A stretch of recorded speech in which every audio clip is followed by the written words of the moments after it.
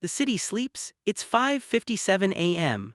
Rain drizzles on glass towers and fog curls through the streets. You stand in a corner office staring at a glowing spreadsheet, the faint hum of servers vibrating through the floor. The market opens in 3 minutes. The smell of cold coffee mingles with polished wood. You aren't rich yet, but you feel it. Power exists in the spaces you can't see. Somewhere in this city, billions wait for someone bold enough to claim them. Level 1, the beginner/analyst. You are 23. You've just landed a job at a boutique investment firm.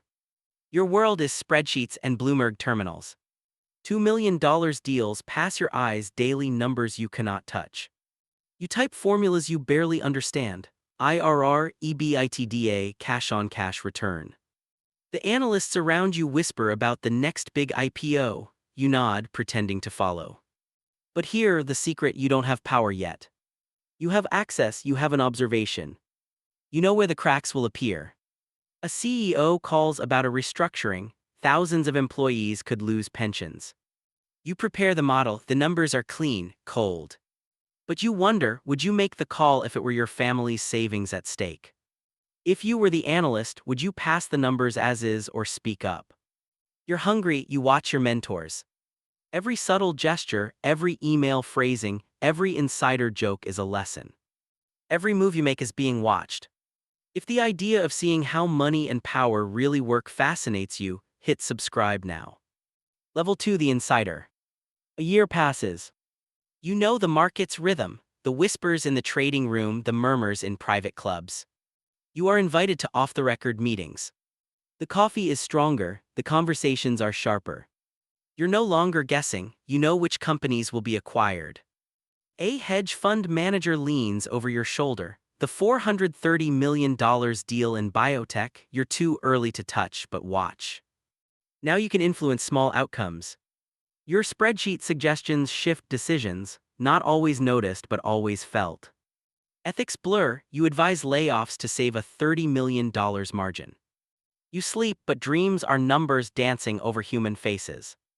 Would you trade moral comfort for early power? You notice the game is bigger than money. It's an influence, reputation, timing.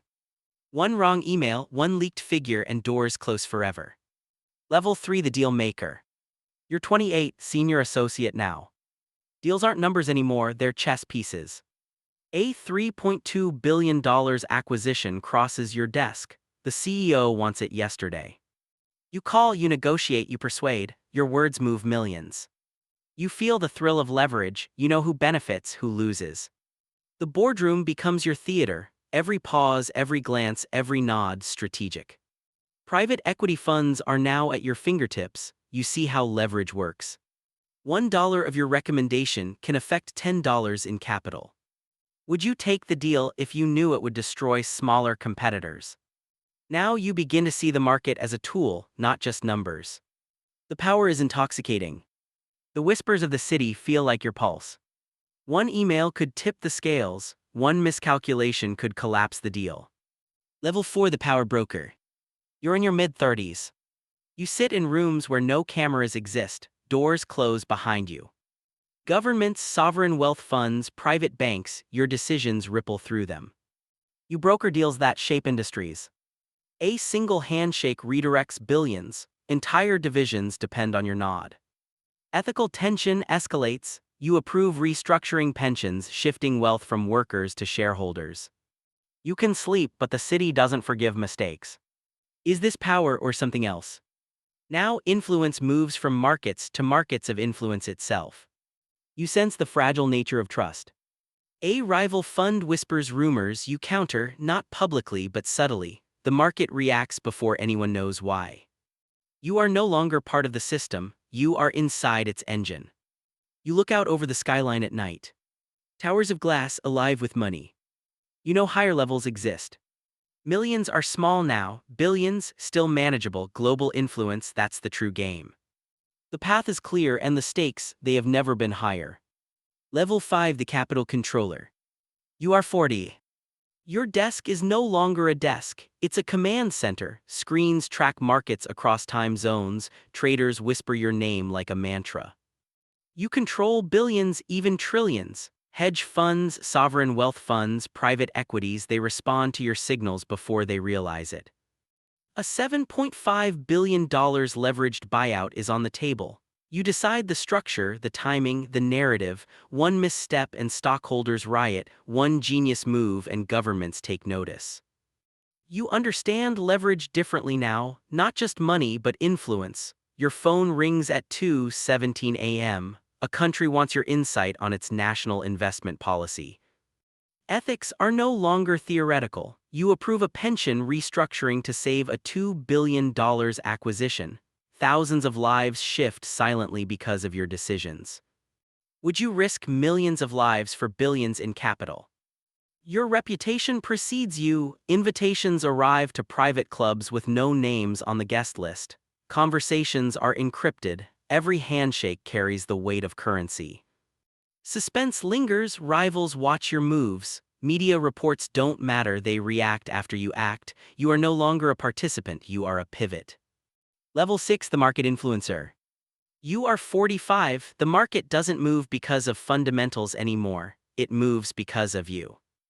A single statement from your office can shift billions of dollars. You whisper a rumor about emerging tech and hedge funds scramble. A tweet leaks not from you but it's traced back. Markets react instantly. You are now a force of nature. Private equity funds, investment banks, even central banks watch your signals. You predict recessions before the data exists. At night, you sit in a penthouse, the city glows beneath you, every window is a potential investor, a potential rival. You realize influence is addictive, power is lonely. Ethical tension reaches its peak. A country offers access to a $10 billion sovereign fund in exchange for regulatory favors. You hesitate, the deal is legal, but is it moral? Audience question, would you accept the deal knowing it bends rules for massive gain?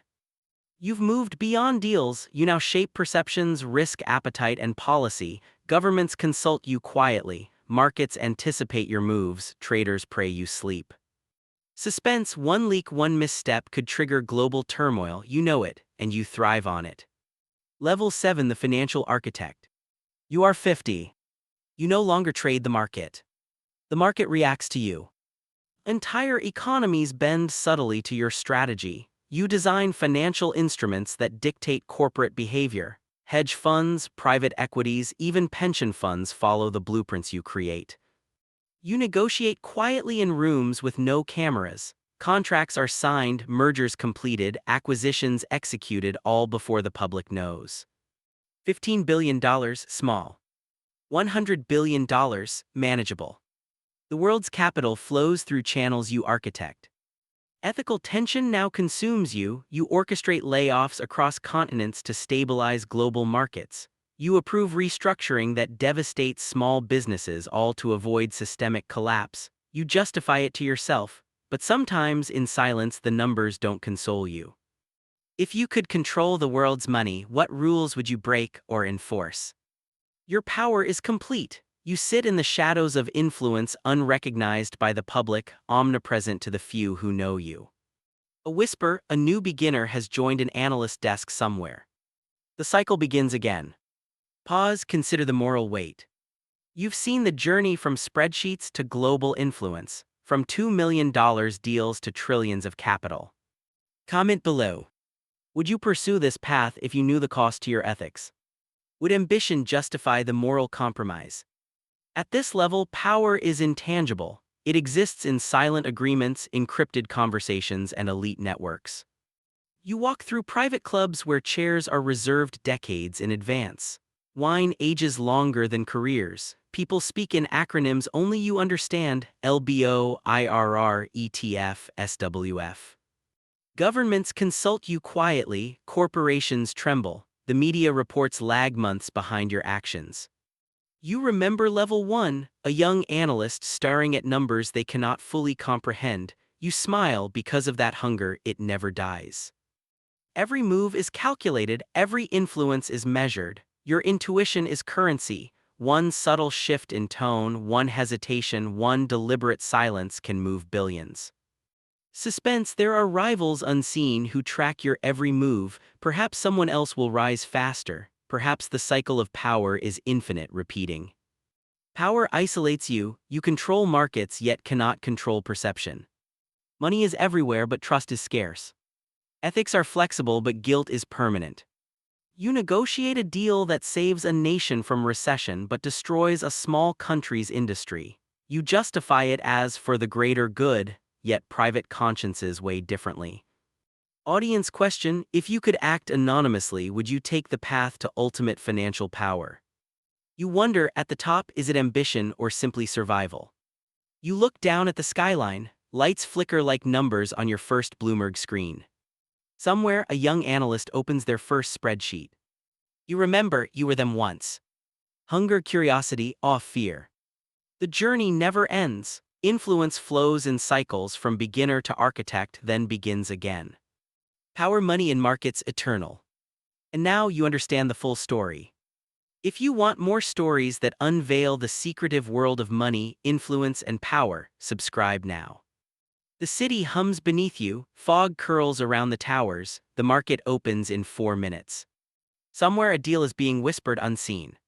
Somewhere another analyst is learning the ropes. And the game begins again. The camera pans back, you fade into the skyline. Numbers, power, ambition alive, waiting, watching.